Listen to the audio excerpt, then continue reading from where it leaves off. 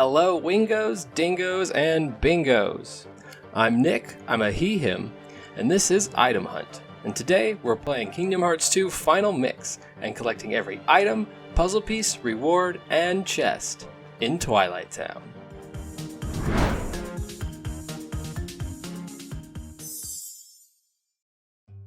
So once you're Sora, the first thing you can snatch up, aside from some shorter pants, is these two chests in the Manor Ruins area. One chest is behind you and, oh, by the way, up here, this number means which item this is in journal order.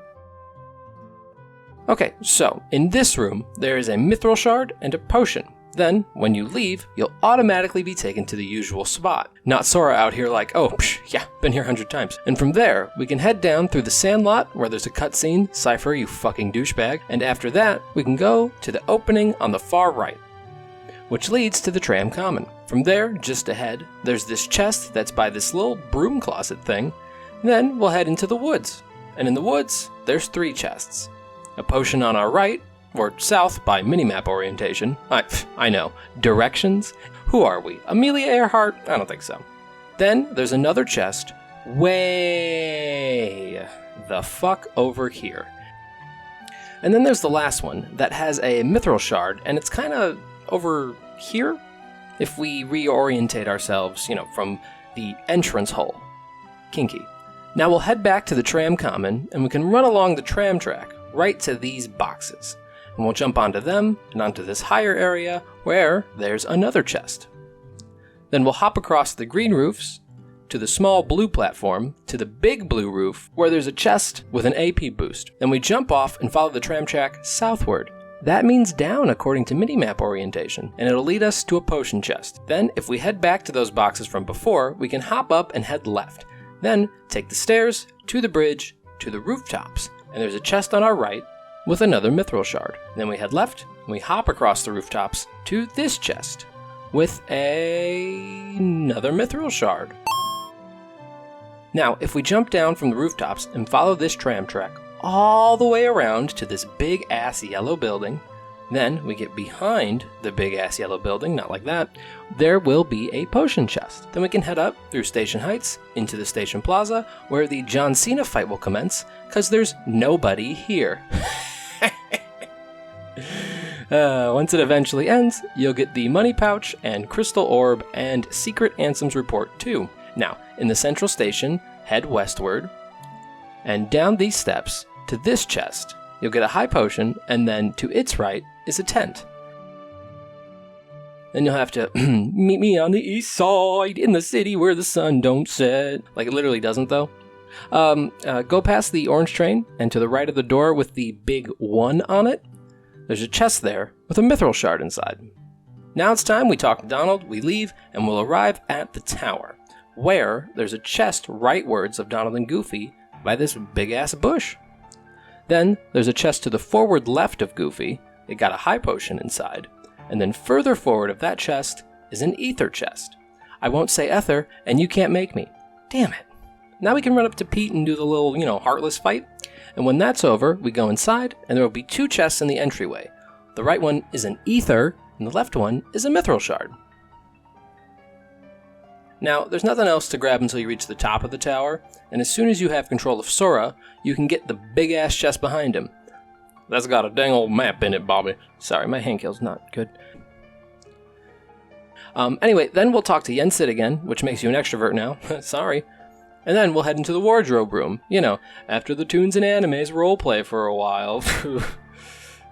Once in there, there's another chest directly behind Sora, with a mithril stone in it. And then when you talk to the Red Fairy, who I'm pretty sure is named Blossom, you'll get the Starseeker Keyblade and Valor Form. Then, as you leave, you'll drop this shiny crown thing. It's our first puzzle piece, and if you look in the journal, you can see that it actually did count. It's an awakening puzzle piece. And that's it for our first visit.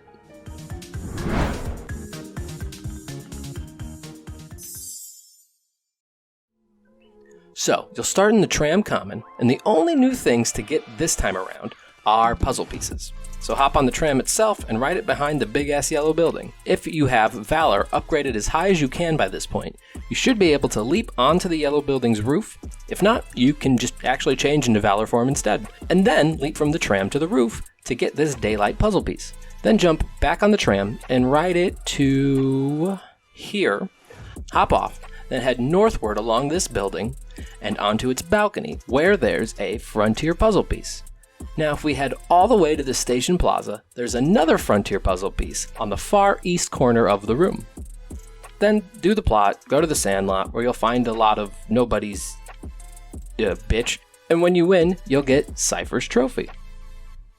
Then you'll need to head back up to the station plaza where you'll get the Oathkeeper Keyblade and Limit Form.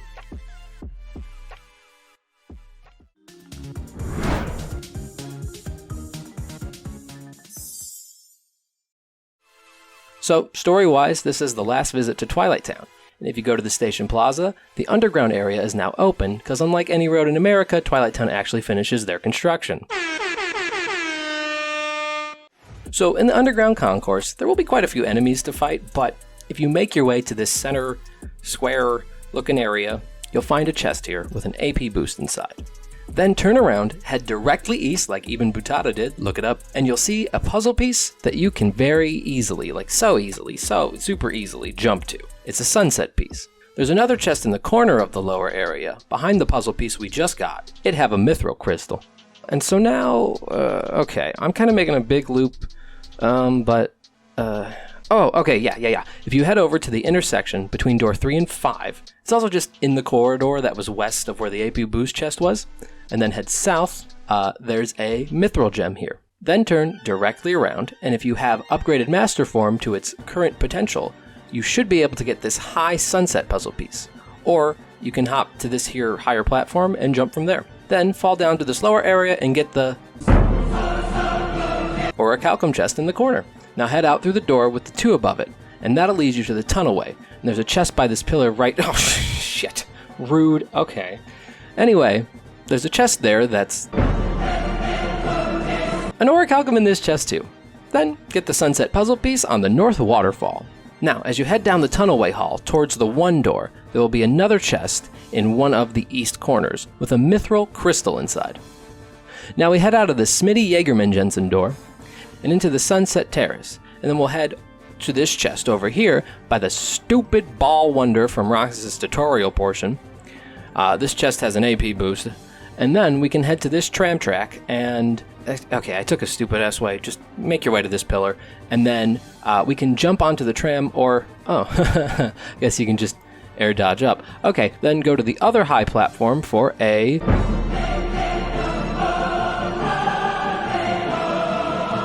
But it's a plus this time, so you know. Then drop down westward, and there's a chest with a mithril crystal inside. Now run along the tram track, and on the other side of the small waterway, hidden behind the boxes, a chest. Now, head up towards Sunset Hill and come to this corner before entering the room, and you'll see a puzzle piece above the waterfall from the Anti-Roxas 7 Wonder thing, and you'll need a Valor Form and Master Form that are both level 5 to reach the sunset piece. Now we head into the Sunset Hill, where there's a puzzle piece right at the top on a bench to the right of the makeshift Twilight Town bell tower. Then, if you turn completely around, there's another sunset puzzle piece that you can get by jumping off the hill itself. Then we'll head back to the tunnelway, back to the underground concourse, and then over to door 4, which is to the right, and it'll lead us to the tram common. Now make your way to the woods, then to the mansion, and oh boy, plot stuff. When you defeat the nobodies alongside King Mickey, you'll get an HP bonus, Donald will get Lucky Lucky ability, and Goofy also gets an HP bonus. Now, we can get this puzzle piece that's above on this pillar if we use a level 5 Master Form to do it. But I don't do it right now, I come back, so hang on. For now, let's get this daylight piece that's just on the fucking ground. And the mithril crystal chest that's by the back window.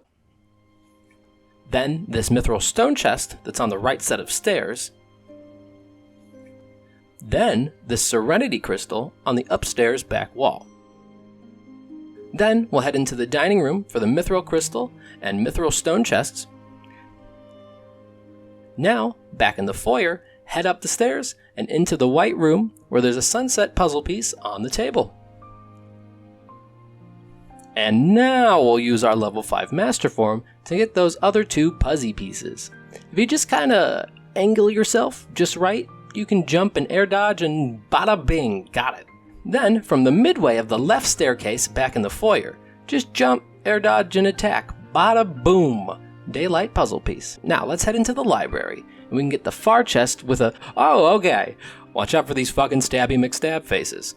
Anyway, Orichalcum chest is here, followed by my favorite glitch of all time.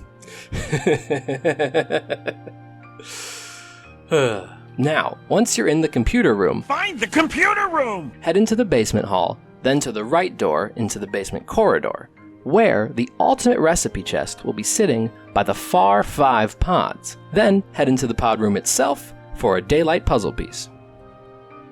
Next, we'll head back to the computer, and we tell Pence the dumb sea salt ice cream password, then touch the beam, and we'll get Ansem Secret Report 10. Then, there's a daylight puzzle piece on this DJ table.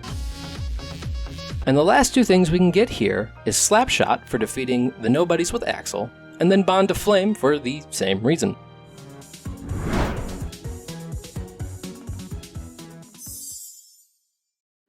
So, we start at the tower, and we're gonna head over to the stairs and jump and air dodge to get this sunset piece. Then go all the way up to the wardrobe room, where there's another sunset piece on the back window. Why couldn't we get this on the first visit? I don't know, fuck you, that's why. Then, make your way to the station heights. Here, you will need a maxed out Valor, Master, and Final form. You'll need to jump, air dodge, and glide all the way from the top of Station Heights slope to this daylight piece that floats high above the entrance to the tram common. Now the next thing, the absent silhouette. You can technically do this much sooner, but I just didn't because I'm lazy, so be sure you do it at some point. Now Lexius is a great case study in KH2's very fair, very balanced magic spell, Reflect, that you definitely can't just spam to win. Anywho, once you win, you'll get an accessory slot, while Donald will get an HP bonus, and Goofy will get an item slot. You'll also get the Strength Beyond Strength recipe, and a Lost Illusion. Now, for the final 3 things, the mushrooms. You'll absolutely need to be maxed out in levels and forms. It'll just make your life so much easier. And, as a side note, you will have to beat them according to Jiminy's specific mission requirements for the fucking Hollow Bastion items, later. Which, when that video is done, I'll link it up here. So for the first mushroom we're gonna do, it's at the tower. Basically, the best strategy I found was to use the Berserker Charge ability, as well as the Press Square to Slap This Bitch ability, and Donald's Limit, Comet. And to start, you'll cast Cure, and once your MP is between the R and I of Drive, at least that's when it worked for me, but mess around with it, your MP recovery rate might be different than mine.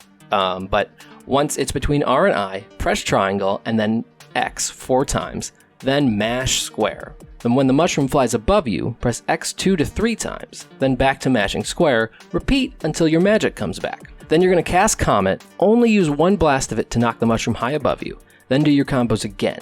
Then if the mushroom gets too far away from you, use another triangle press of Comet to knock it into the air again, assuming it hasn't run out. And you'll need to get at least 85 hits to complete the journal entry. Also, these are the items it can drop.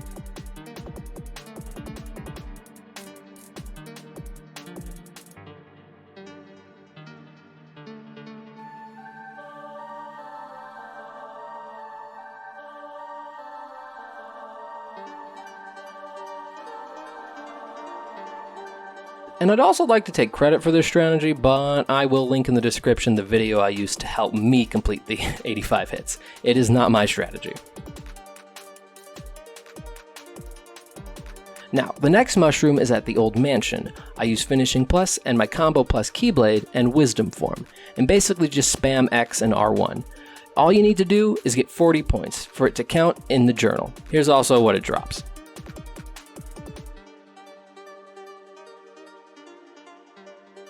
And the last mushroom is in the tunnelway, or door 2 of the underground concourse. It's the easiest mushroom by far to beat, because you just need to press reflect twice and you win. There's no more information for me to give except what it drops.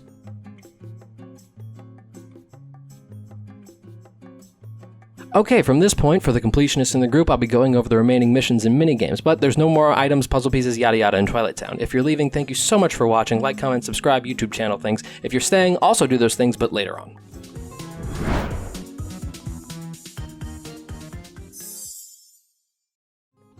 Okay, first, we'll start with the Tram Common Job Board. Here's the route I take to complete poster duty in under 30 seconds.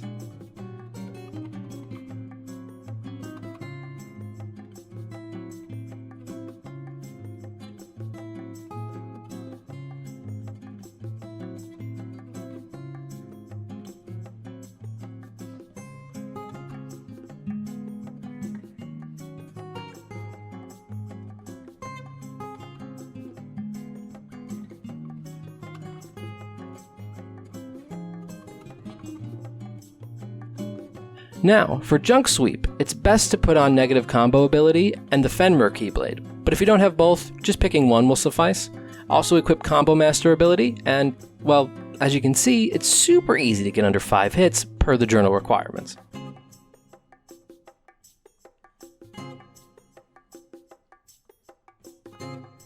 And lastly, for Bumble Buster, cast Magnega. You win. Congrats. Now, for the Station Heights board, here's how I do mail delivery to get the Jiminy's mission completion requirement thing super easily.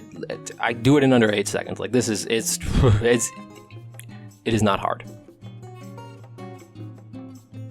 For the cargo climb, we're going to use the Junk Sweep strategy of Negative Combo. Also, remove any air combo finishers and just, well, smack it a lot. Smack my ass like the drum. Then, when it flies into the air, smack it again, and once it is on the flat plane, finisher plus it into the garage. I believe this one is complete in less than 15 seconds. And as for Grandstands? I don't know how to say words. The fucking hit the ball minigame, you gotta hit it 100 times. And I just have a normal 3-hit combo setup with the big air finisher, but not magnetic spiral, or whatever it's called. And, yeah. I just do this on repeat until I get 100 hit, bro. That's fucking rude. But okay then. Well, at least that was only at 25. It's not like it'll fuck me over again.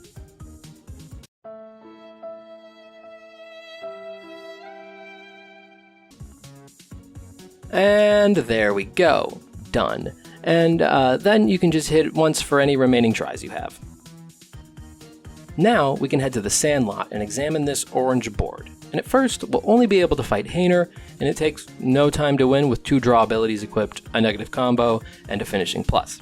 Then, once you beat him 10 times, you'll be able to fight Setzer, against whom I use a normal 3-hit combo to win in like less than 5 seconds. It's fucking poggers, dude. As a side note, you don't want him to run out of health before he drops all of his orbs, or it'll be a big pain in the ass. Then, once you've beaten Setzer 10 times, you can do a fight with Cypher, who is a yeah. And for the journal, be sure you beat Hainer with 100 orbs, Setzer with 150 orbs, and Cypher with all 200 orbs. Now we'll head to the Station Heights and talk to this yellow skirt lady in order to do the skateboarding minigame, where you'll need to get 1,000 points for Jiminy's journal. Here is what I do.